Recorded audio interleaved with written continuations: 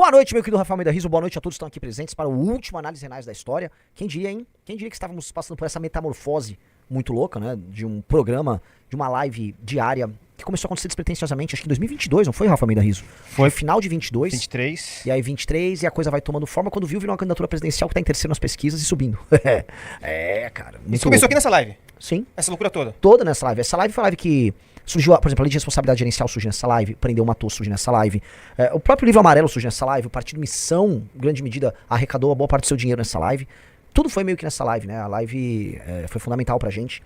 Uma live que surgiu, volto a colocar, despretensiosamente. Nessa live, assim, eu falava com tranquilidade ano passado, não, jamais vou ser candidato, não faz nenhum sentido. E agora estou aqui, né, faltando alguns poucos minutos para oficialmente me tornar candidato à presidência da República. Não é, amigos? Isso aqui é uma coisa muito especial, tá?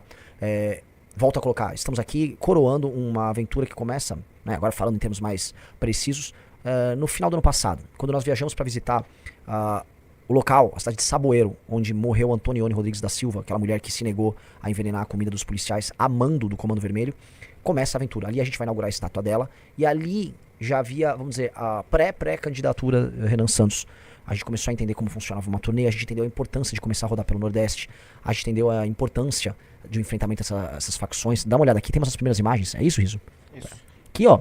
Estávamos ali já rodando, já não, eu não falava, não citava que eu era pré-candidato, mas a gente estava motivando as pessoas e declarando a guerra. Ali a gente queimou a bandeira da turma do Comando Vermelho, né? Pedrinho já estava no time, Pradinho já estava ali ou não? Ali era um mundo muito diferente, né? Alguns traidores do MBL ainda estavam no nosso grupo nesse período, né? Alguns dos vagabundos que hoje concorrem em outras legendas, mas não vamos gastar nosso tempo falando dessa gente inútil, tá?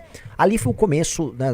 Ninguém diria que a gente teria mais de 1%, nunca diríamos que estávamos ali ia começar a campanha, como a gente disse, com esses 10 aí que a gente tá falando, os 10 que nós buscamos na semana retrasada. E estamos completamente dentro da campanha. A Antônia Ione, ela se tornou um símbolo inicial, né? Um símbolo de um Brasil que vai combater o crime através de uma guerra, as facções criminosas. E em alguma medida ela tá acompanhando a gente de algum lugar, porque ela representa o símbolo de um Brasil que resistiu. Né? A Antônia é o símbolo mais claro de todos da resistência ao crime organizado. Acho muito engraçado que ficam falando de feminicídio, mas a morte mais corajosa de uma mulher e a morte também mais representativa de todos não foi um feminicídio. Foi um homicídio tocado por uma facção criminosa. Foi uma morte contra uma mulher por conta de um ato de coragem. Ela não foi morta por conta da sua condição de mulher. Ela foi morta porque ela era uma pessoa, uma brasileira muito, muito, muito corajosa. Ela foi metralhada, tá? Ela sofreu rajada de tiro dentro do próprio quarto, na própria cama. Por que foi, Riso? O que você quer que eu fale? Aqui, ó. Ela tá aqui com a gente, aqui, ó. Ela sofreu uma rajada, tomou tiro. Não sei como os tiros não acertaram a sua filha. Só pra você entender, a filha tava dormindo com ela na mesma cama. E ela morreu como mártir por acreditar, em alguma medida, que ser decente e ser uma pessoa digna é representativo num lugar muito pobre, num lugar esquecido por todo mundo, esquecido por Deus. É um lugar perdido no meio do nada. É um distrito chamado Flamengo, numa cidade chamada Saboeiro. Tá? Ela poderia simplesmente, vamos falar a verdade, ela poderia ter fugido, ela poderia ter envenenado, ela poderia ter seguido, vamos dizer, qualquer caminho. Ela optou pelo caminho da coragem. Então a Antônia Ione, que nós temos essa estátua, aqui é a versão miniatura dela, ela é representativa de tudo isso, né? Volta a colocar, citam tanto aí alguns tipos de crime, mas o dela não foi um feminicídio. O dela foi um martírio.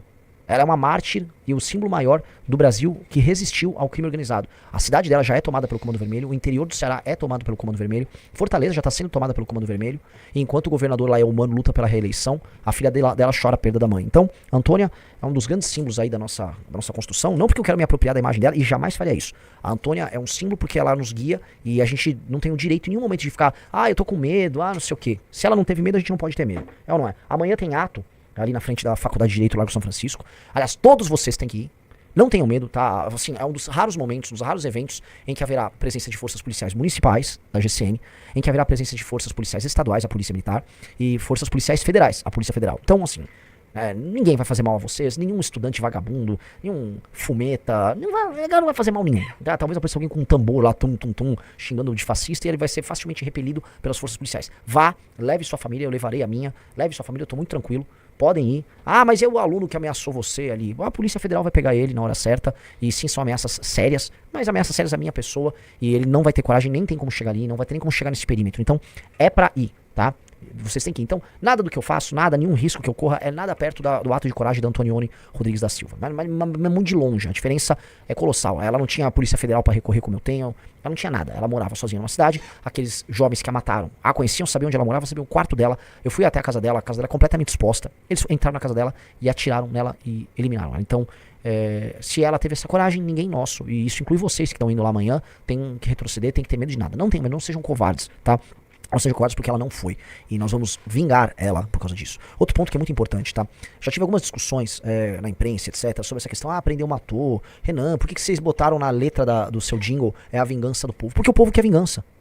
Quando a gente fala em política de segurança, muitas pessoas dizem, mas políticas baseadas em evidência, você é favorável a isso? Sou favorável. A ideia de conseguir ter um inquérito policial funcional, a ideia de conseguir prender o bandido, de colocar câmeras, a ideia de usar tecnologia, tudo isso é uma política baseada em evidência. Também é uma política baseada em evidência a ideia de que você vai prender e colocar isso por muito tempo, que faz o bandido ter medo.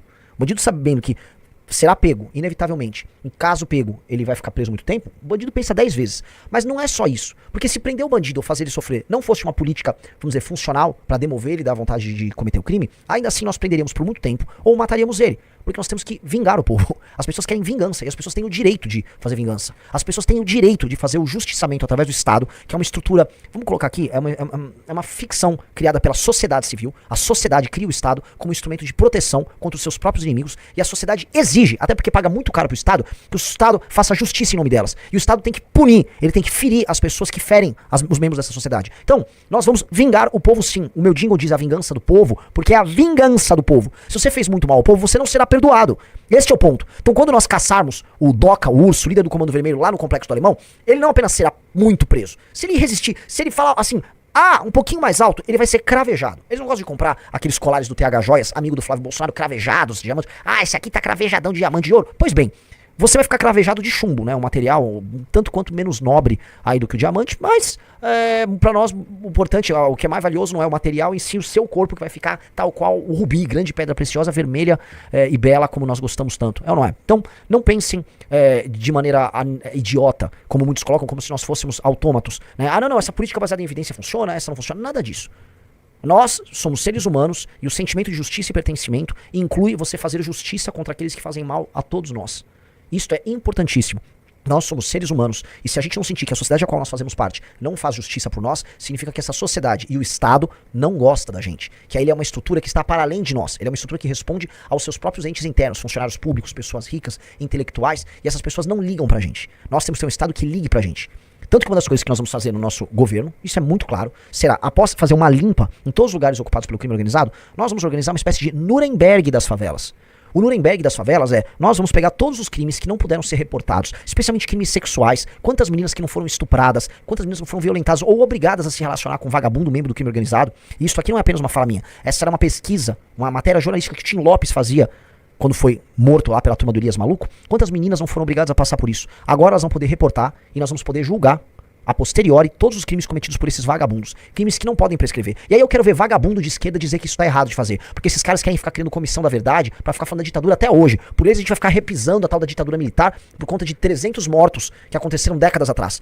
300 mortos você tem 3 dias aqui no Brasil. 3 dias. E esses mortos são muito menos valiosos do que essas pessoas. Até porque são mortos negros. Vamos ser verdade. Estamos falando de pessoas pardas e negras. E o esquerdista, no fundo, não gosta dessas pessoas. Eles são racistas. Pra ele o que importa é a vida de um branco de esquerda. Essa é a real. Não vamos ficar aqui se iludindo. Então, nós vamos vingar essas pessoas. Vai haver o Nuremberg das favelas, nós vamos reportar todos os crimes, todas essas figuras vão ser julgadas, e eu vou dizer mais, até quem morreu como liderança do crime organizado será novamente julgado, e o seu túmulo será cravejado, nós vamos colocar ali no túmulo de todos esses caras, todos os crimes que foram depois reportados e julgados. Portanto, se você é um traficante e está morto, por mais que você não esteja me assistindo aqui, ou algum familiar seu está assistindo, lembre-se, o seu túmulo, ele vai receber uma visita do Estado brasileiro. E ali estarão todos os crimes reportados que você cometeu. As pessoas vão saber no túmulo desses bandidos os crimes que eles causaram e o terror que eles geraram para milhões de brasileiros. Tá? Essa é a vingança do povo. Essa é a vingança que nós vamos fazer. Isso é honrar as meninas e as mulheres que passaram todo o sufoco na mão desses caras e todos os pais de família que não puderam fazer nada, que tiveram que ficar calados diante da maldade dessa coisa horrorosa que é o crime organizado. O mesmo crime organizado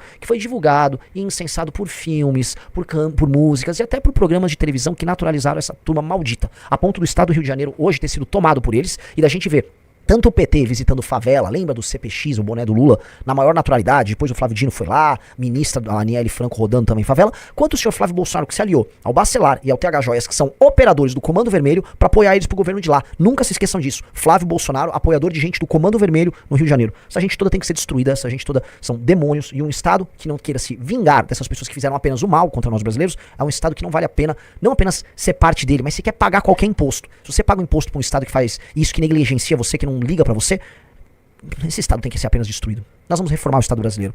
Nós vamos fazer essa bandeira que pra muitos de vocês não faz nenhum sentido, passar a fazer sentido. Já parou pra pensar que a bandeira, você olha, ela não te evoca nenhum sentimento? Qualquer um que fica buscando sentimentos ufanistas hoje no Brasil é apenas uma pessoa ridícula.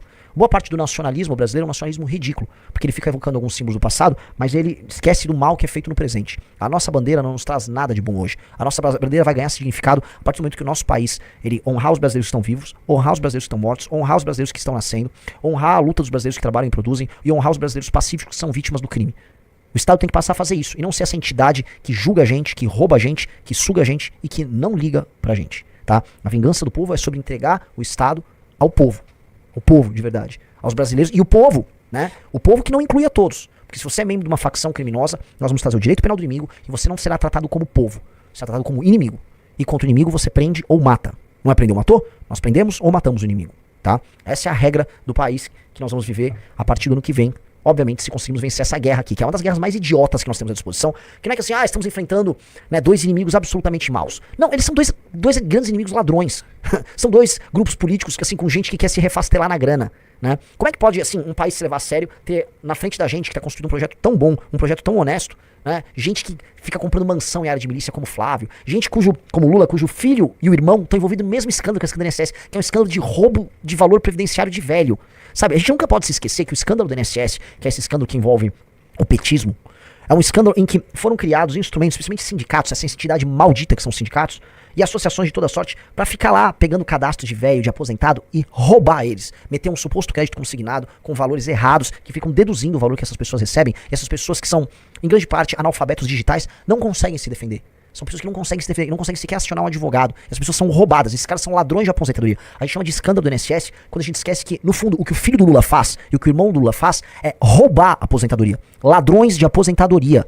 E eu quero ver, quando eu for fazer uma reforma da Previdência, algum vagabundo desta desgraça chamada PT vir falar, não, olha só, você quer reformar a Previdência. Vocês são ladrões de aposentadoria. Vocês querem a Previdência do jeito que tá agora pra vocês poderem roubar mais a Previdência das pessoas. Vocês são ladrões de aposentadoria. Ladrão de idoso. E é por isso que o Lula tá fugindo de mim nos debates. Porque eu vou falar que a família dele é uma família de ladrão de idoso. Vocês não podem ver um velho atravessando a rua que vocês já querem bater a carteira deles. É isso que vocês fazem, petistas. Vocês são ladrões de idosos. Ladrões de aposentadoria. Bando de canalha. Vocês são psicopatas. Assim como o bolsonarismo é psicopata. Você ainda não botou, pelo que a gente descobriu, já vai descobrir, a mão na carteira do idoso. Mas ele pega o idoso e manda pra frente do quartel. E aí depois pede pra ele fazer um pix pro Jair Bolsonaro. É isso que esses caras fazem. O bolsonarismo é tão cruel quanto, de uma maneira completamente diferente. Que é isso que irrita eles. Eles falam, vocês vão falar que o bolsonarismo e o petismo são iguais? Não, iguais eles não são. Não são iguais, porque a natureza é diferente. Um rouba a aposentadoria, o outro manda pra frente do quartel e pede pix. Ambos são apenas perversos. Ambos são apenas muito ruins. Ambos são inaceitáveis. Prosseguindo aqui, meus amigos.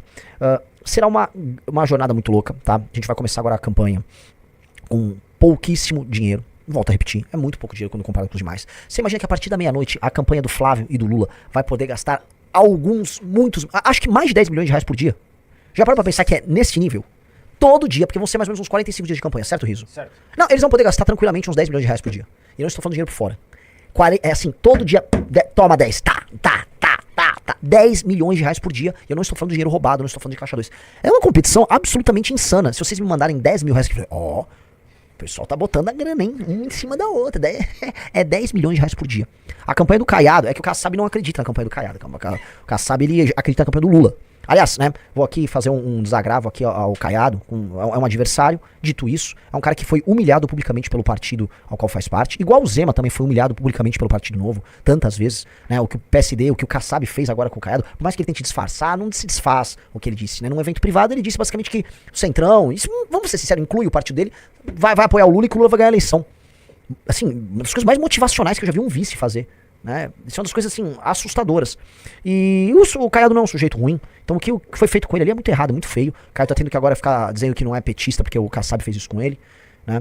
Triste. Claramente o Caiado não é um sujeito petista, não é isso. Você pode fazer outras críticas ao Caiado, definitivamente dizer que ele é petista não é uma delas. Então, que coisa horrenda. Mas no fundo o Centrão é isso. No fundo, um cara como o Kassab já está com seus candidatos ao governo